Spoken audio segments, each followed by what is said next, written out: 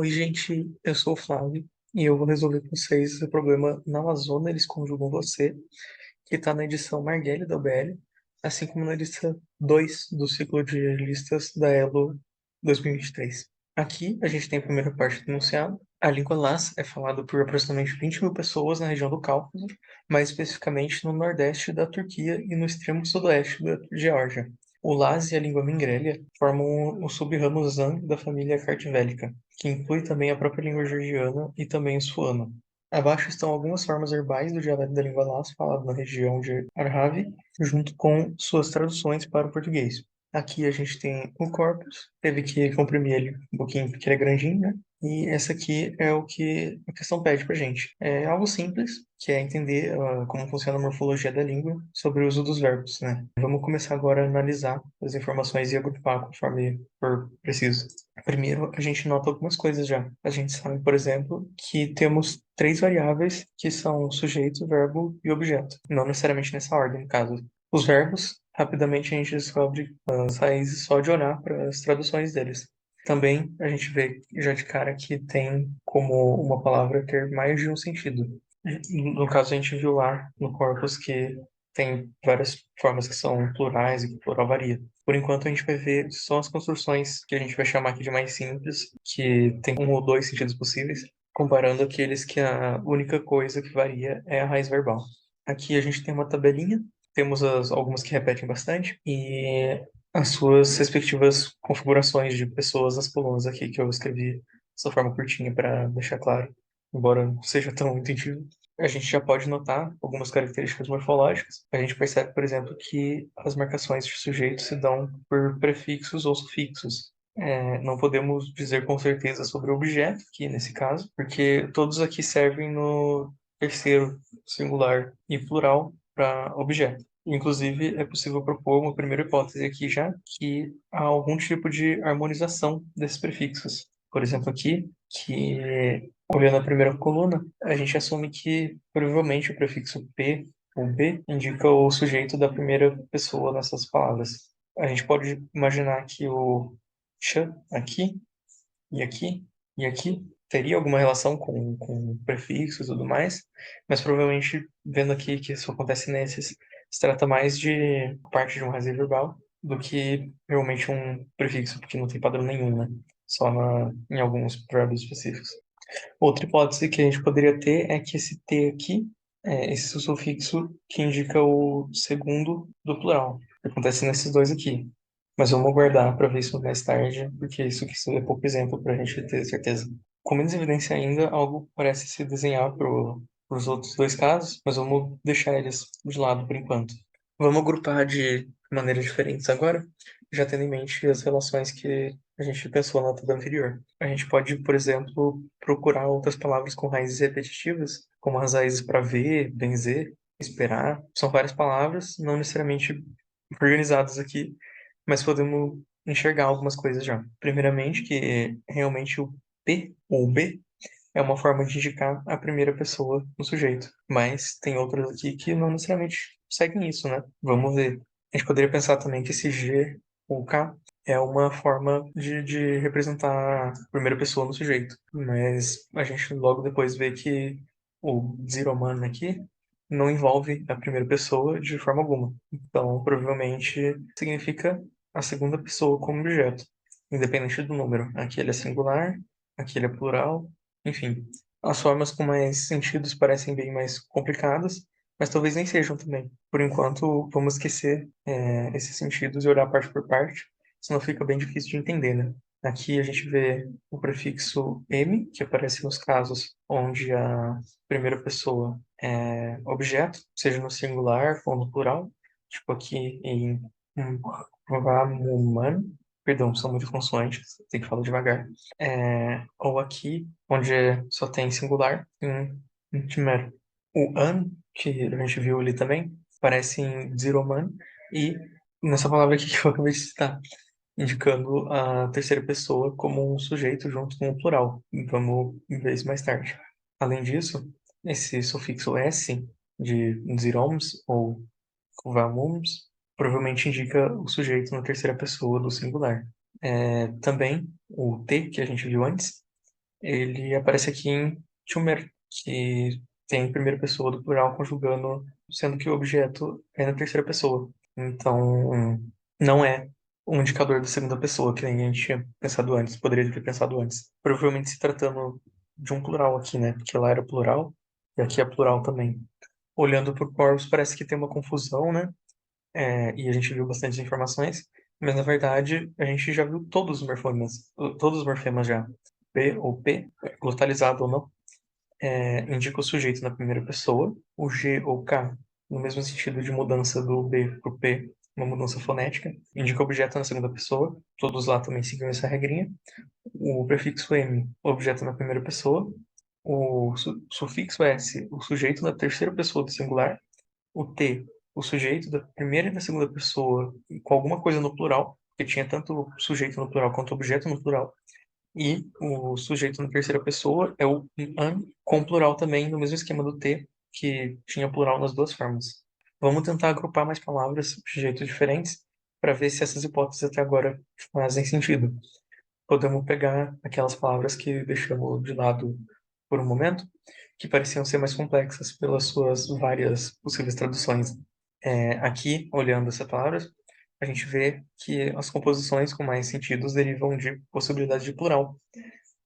Vamos olhar um pouco para elas agora, que se a gente olhar com mais calma, a gente vê que as três formas que essas construções mais complicadas assumem nas traduções são mais simples do que a gente poderia pensar. A gente pode supor que há alguma indicação de plural que não especifica onde esse plural cai, e aí todas essas formas são possíveis, seja o singular no sujeito e plural no objeto, singular no objeto e plural no sujeito, ou plural nos dois, que são, no caso, todas as formas possíveis de distribuir o plural aí, né?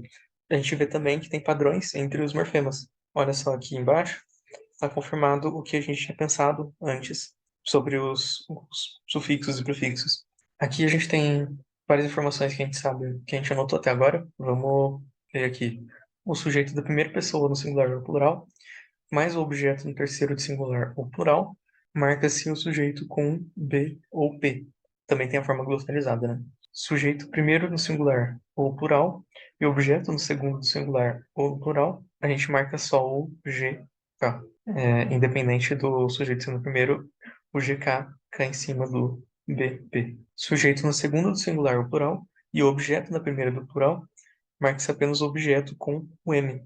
Então, não tem marcação do sujeito na segunda pessoa. O sujeito no segundo singular e o objeto no terceiro singular plural não tem marcação nenhuma. Tem uns que a gente só vê a raiz verbal lá, que são conjugados na segunda pessoa do singular no sujeito, mais o objeto na terceira pessoa.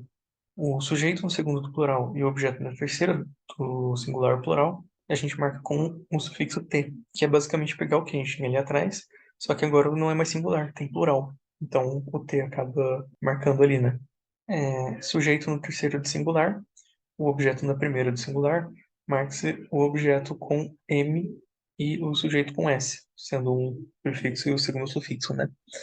E o sujeito na terceira singular e o objeto na terceira do singular no plural, marca seu sujeito só com S. Ou seja, aquilo que a gente falou ali de novo. E o objeto no terceiro não marca, não recebe marcação nenhuma.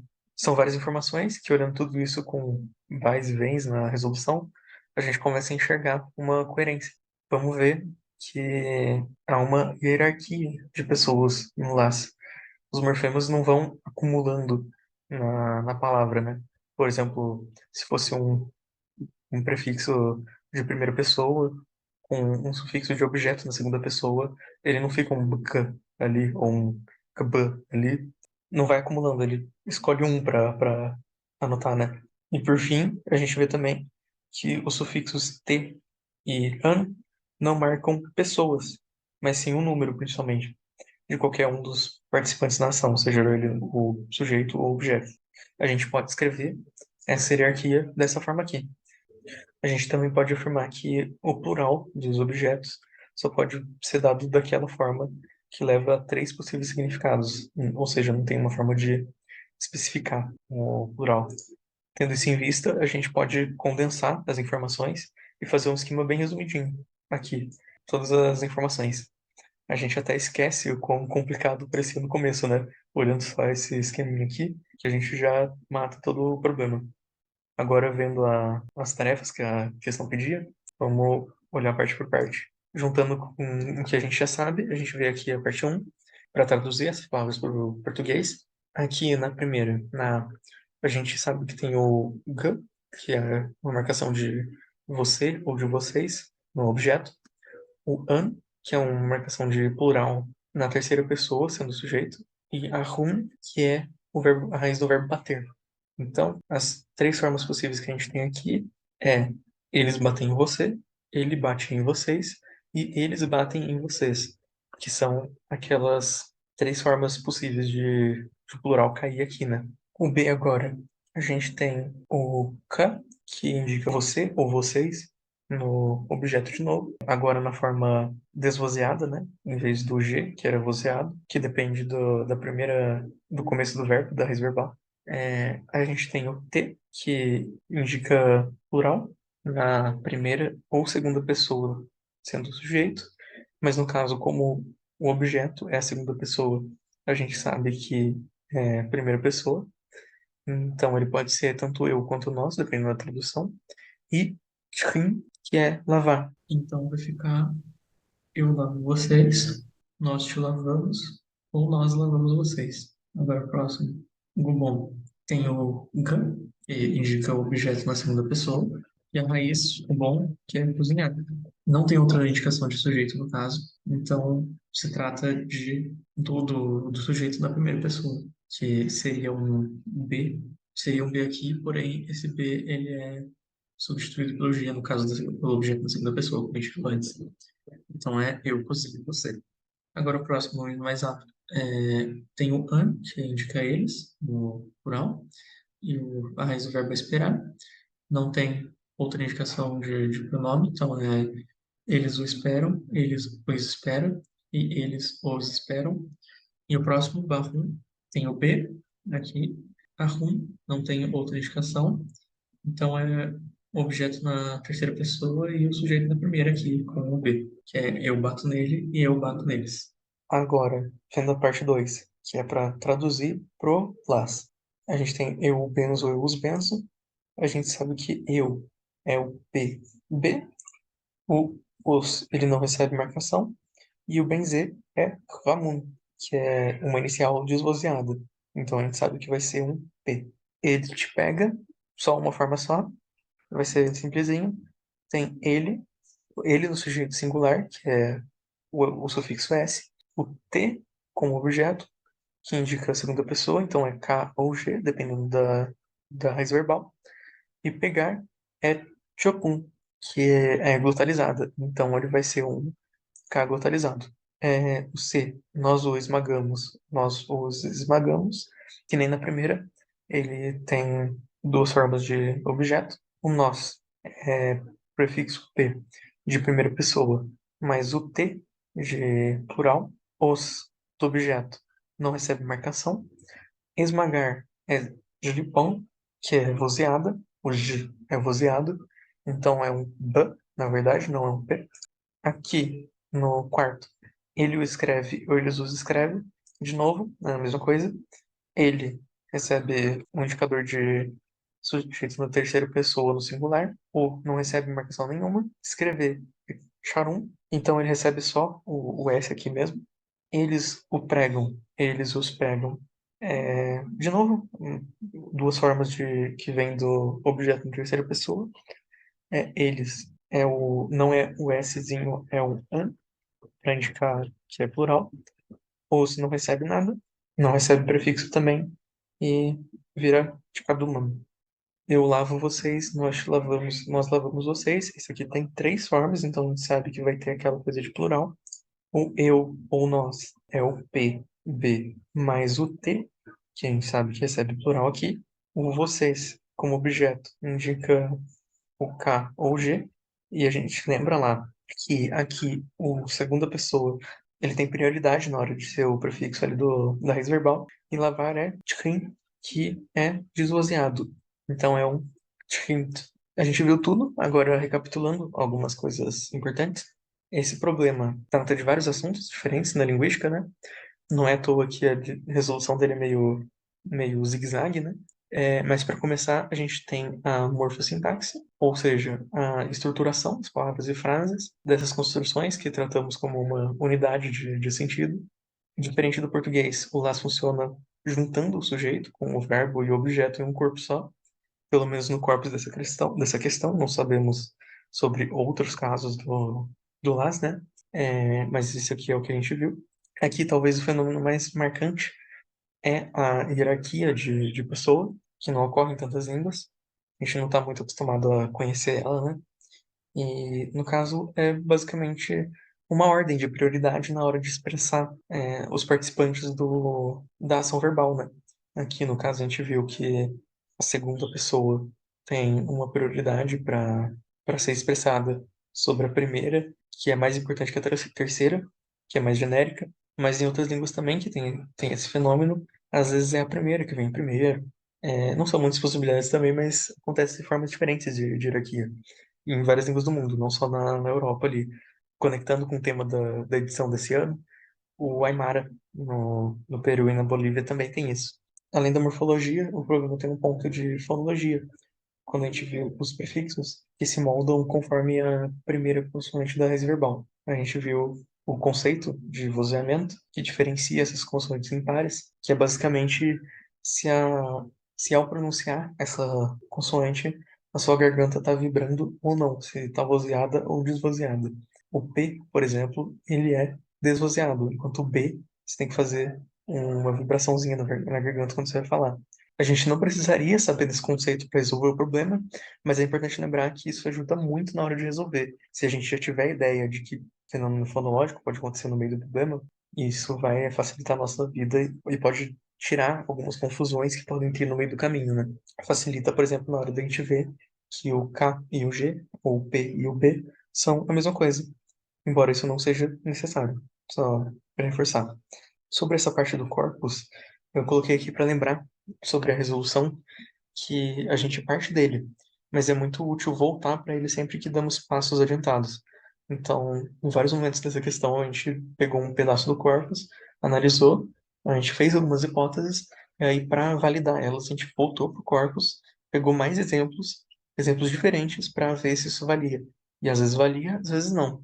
Pode parecer cansativo, mas robustece bastante a solução e ajuda muito na organização das ideias, muito mesmo assim. Enfim, gente, é isso. Me despidoba.